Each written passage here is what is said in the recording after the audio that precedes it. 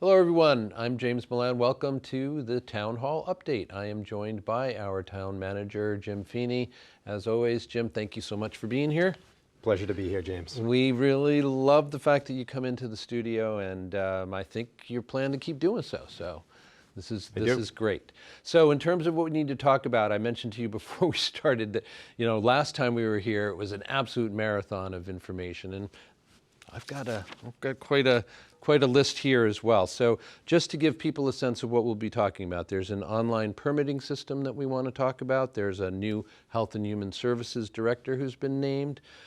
Chestnut Street road work, people are going to be happy to know, is nearing its end or at its end. There's a recent reaccreditation of the APD. We have a letter from the town manager, Jim Feeney, that people can expect about energy saving opportunities they may be eligible for. All that still to come. Let's start though with the just concluded special town meeting and the upcoming special election. Sure. So as you alluded to, special town meeting did wrap up last night, shortly before 11 p.m., disposing of all the business on the warrant.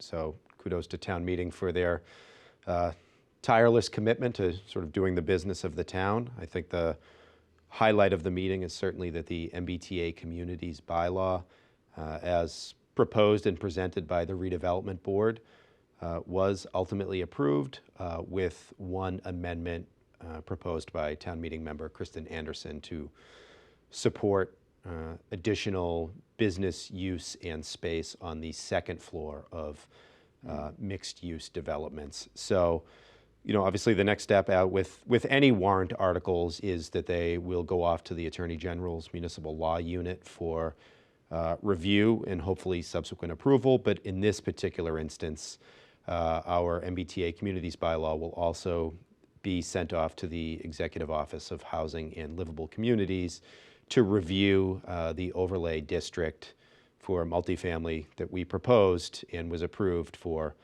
compliance with the new law that was recently passed. Mm-hmm. I know that you'll likely be speaking with Claire Ricker, our Director of Planning and Community Development, sometime soon, and you'll probably receive a more full update on some of the details and timelines. But, sort of hot off the press, I wanted to let folks know that we had concluded and something had been passed. Mm-hmm. People have been wondering, I'm sure, so that's good news to share. Sure, and I thought always a good opportunity to remind folks about the special election on November 7th and just say if you're voting by mail, return your ballots as soon as possible. The polls, again, are open on November 7th from 7 a.m. to 8 p.m. But I want to add this time around that early voting is also available at the clerk's office. So in person, you can come starting this Saturday between 10 a.m. and 5 p.m. and then during regular business hours all next week. So let's just make sure we give the date for this Saturday, which is going to be October, the 28th, I think. So Saturday, October 28th is correct. When things are starting. Okay. Sure. And, again, there is 2 ballot questions, one of which, question 1 is the property tax increase, also known as an operating override under Proposition 2.5. And question 2 is the property tax credit for qualifying senior citizens. So I encourage folks to seek out additional information on the questions, which can be found on the Town of Arlington website. So arlingtonma.gov/elections. And great to, just a side note that obviously it was really the pandemic in a lot of ways that brought in this kind of increased panoply of options of ways in which you can vote. And obviously, everybody recognized that's a good idea to keep that system available for people to vote in so many different ways and at so many different times. So hopefully that results in high voter turnout. Great, more options, more votes. Yep, hopefully so. All right, so let's move on to the online permitting system that I'd mentioned earlier.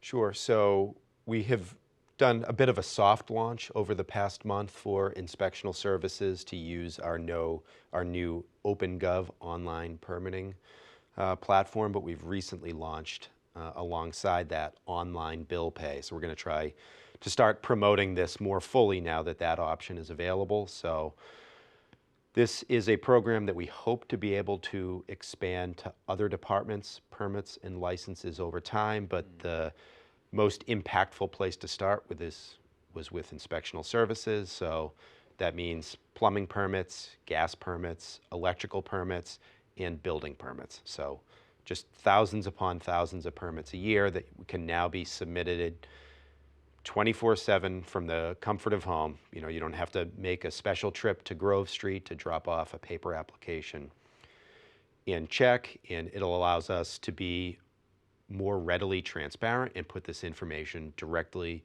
on the website and have it be available to folks who may be interested in it. It allows us to be more efficient in the turnaround and issuance of permits because it's a more structured process.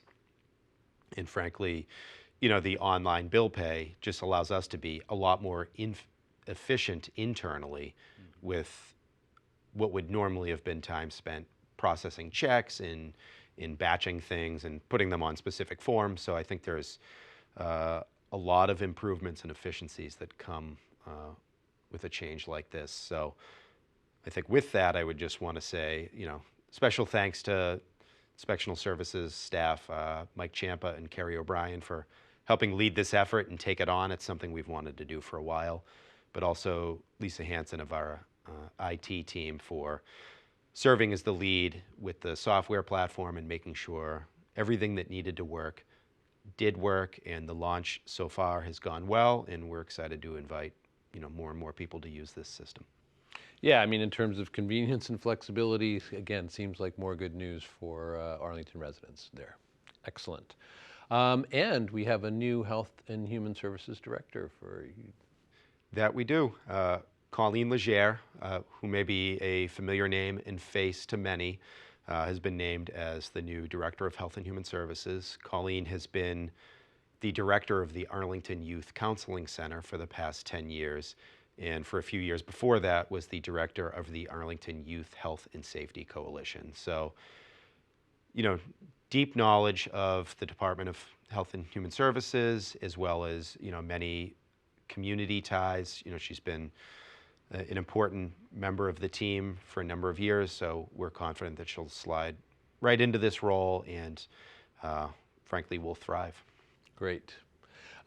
Speaking of great, I think perhaps Chestnut Street, excuse me, road work may be at its conclusion? You're right, James. We are almost there. It's been a long time coming. Obviously, this is a very important safety project for the town. It has been prioritized over the past few years. It involved, you know, a number of curb line adjustments, accessibility improvements in terms of ramps, but also pedestrian bump outs, new pedestrian rectangular rapid flash beacon crossing enhancements, you know, all intended to make it safer for pedestrians, newly striped bike lanes, new sidewalks, new paving. So a fairly extensive construction project.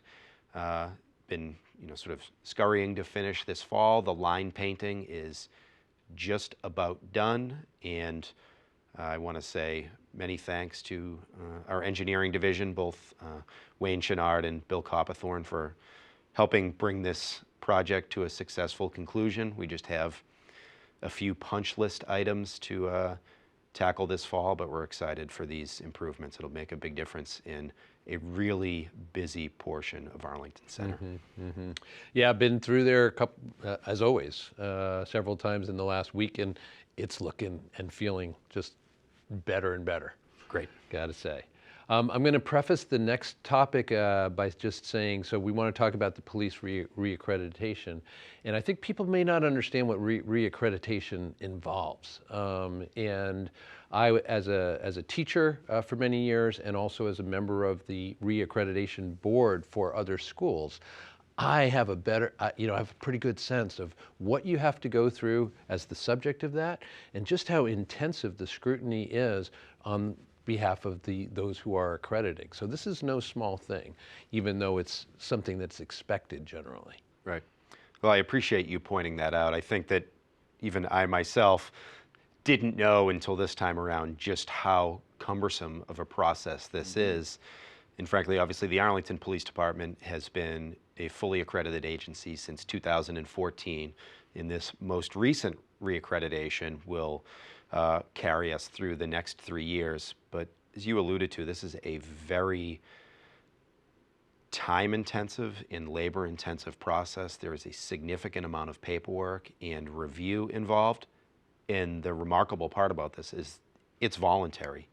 You know, we actively and proactively pursue undertaking this process so that we're sort of putting the Arlington Police Department up against what are the best practices and established standards for police departments, not only locally and regionally, but around the country. So it is, you know, great work and a great undertaking that shows not only a high level of commitment to the community, but a commitment to being, you know, among the best in the profession of policing. So it is, you know, certainly worth calling out here, but also there are a few individuals directly involved that if I could, I'd like to say, you know, thanks obviously to Chief Flaherty for her leadership and continuing on with this practice, but also to Captain Brendan Kiernan, Lieutenant Mike Flynn, and Sergeant Jim Kiernan for their work shepherding the department through this process and having all our policies and procedures evaluated, questioned, updated.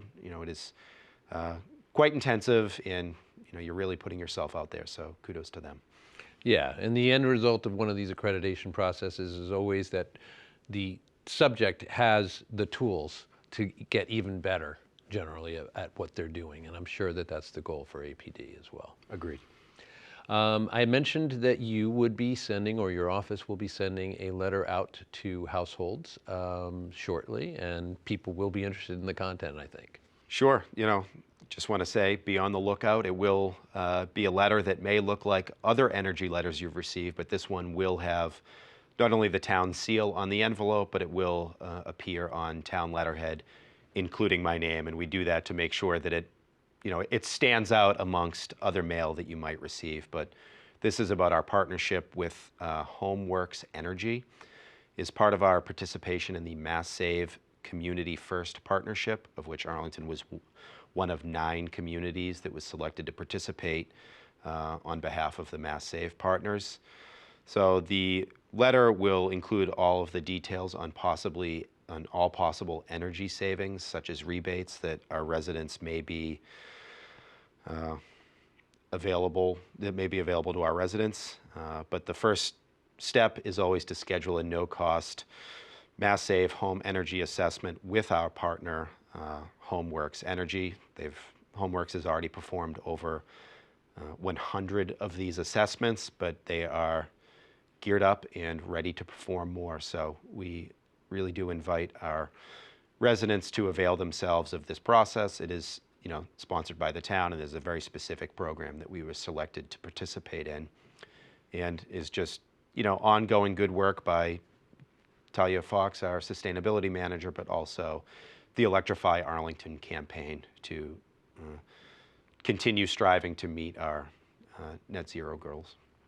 You know, I think I saw either a notice about this, or in some way I saw some reference to this in the last few days, and I was going through the list of things that people might be eligible for, and I was I was thinking, gosh darn it, we've done a bunch of this stuff in my house already, because it looks like it's quite comprehensive in terms of the kind of stuff that you can do that's going to be better for you in the long term, going to be better for the community and the earth in the long term, but also is just like now it has these potential savings attached as well. It does.